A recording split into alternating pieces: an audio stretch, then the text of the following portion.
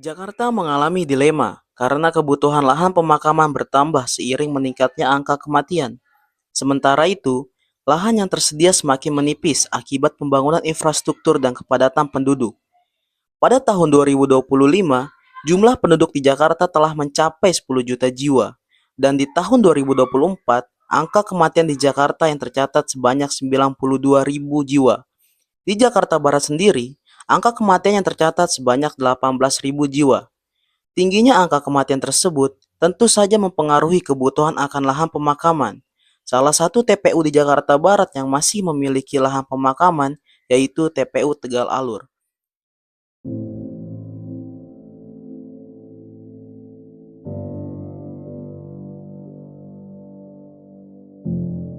Nama saya Pak Sanur, usia saya 54 tahun. Pekerjaan saya di sini sebagai gali makam. Saya bekerja dari tahun 95.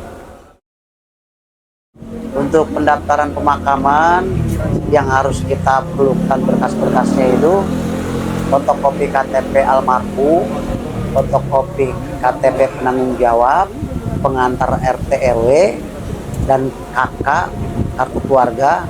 Yang terpenting surat medis dari puskesmas atau rumah sakit. Itu berkas yang harus menjadi persyaratan untuk pemakaman. Kalau bisa diperkirakan yang masih kosong itu bisa mencapai masuk untuk pemakaman itu 3 ribuan. Kita nggak bisa tentukan kalau untuk perharinya, kadang satu hari itu bisa 5, minimal paling mentok itu 10 yang dimakamkan untuk satu hari itu. Kalau untuk 1 bulan ke belakang ini, kalau nggak salah terisi satu petak makam itu 286 dalam satu petak makam. Terdapat lahan makam baru yang dibuka sejak tahun 2024. Namun, sisa lahan yang ada diperkirakan hanya tersedia hingga 1 tahun jika pemerintah daerah tidak segera mengambil langkah untuk mengatasi krisis lahan pemakaman.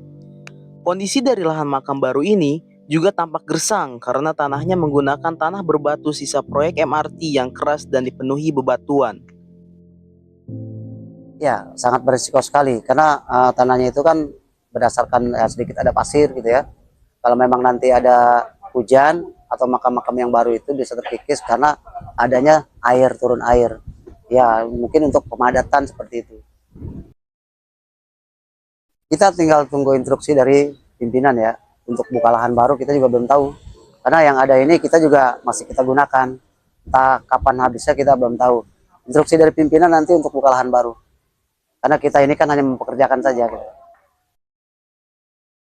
Kalau untuk pemakaman yang bekas COVID ataupun non COVID itu kita bisa pakai atau kita bisa gunakan sesuai Perda tahun 2007, tergantung dari pihak keluarga mengizinkan atau tidaknya.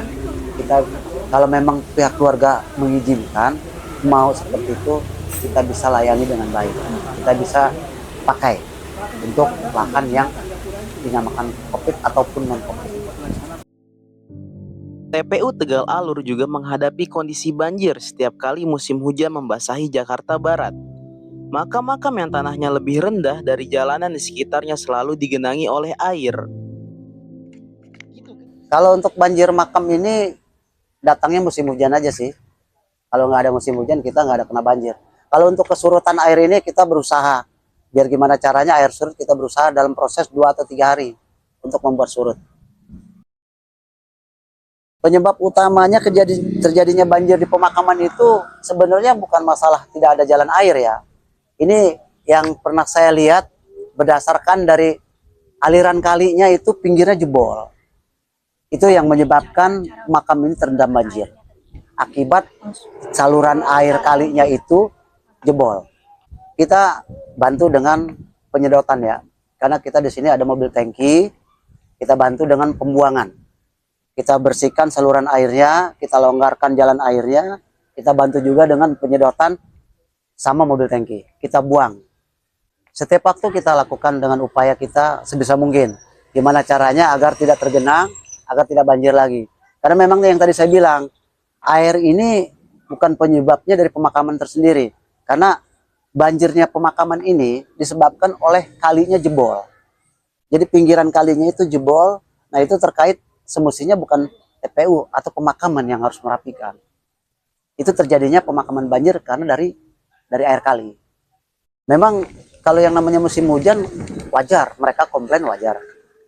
Nah, itu pun kita juga mengatasi. Gimana caranya agar keluarga ini tidak berkelanjutan komplainnya. Gimana caranya kita membersihkan atau mengeringkan air itu, kita ambil ada mobil tangki, kita sedotlah genangan air itu agar cepat kering dan tidak banjir lagi. Itu dalam pengatasannya. Kalau sekarang ini sih intinya perubahan ini ya mudah-mudahan sih ya. Mudah-mudahan ke depannya ini kita tidak ada lagi yang kita lihat seperti makam tergenang banjir. Tidak ada lagi para ahli waris atau keluarga yang merasa makam keluarganya terendam air. Yang diharapkan buat TPU Tegal Alur ya seperti itu.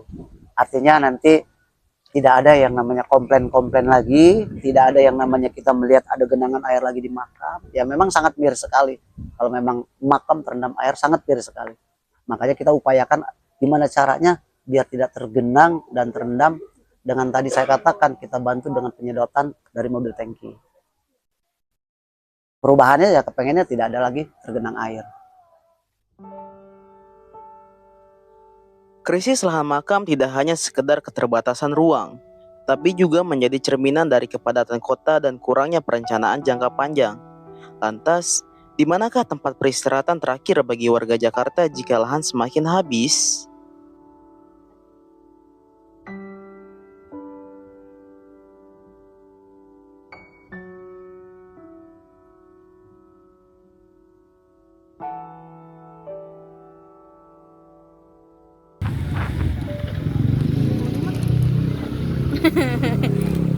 Kita makan ini.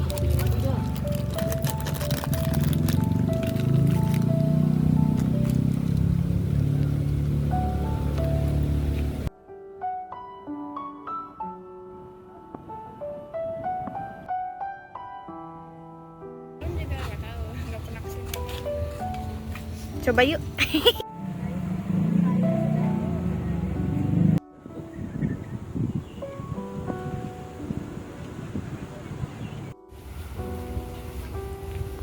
Mana guys? Coba. Ini kulbat.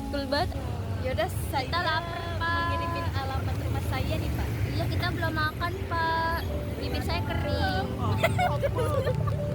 Apa, Pak? Makan, Pak.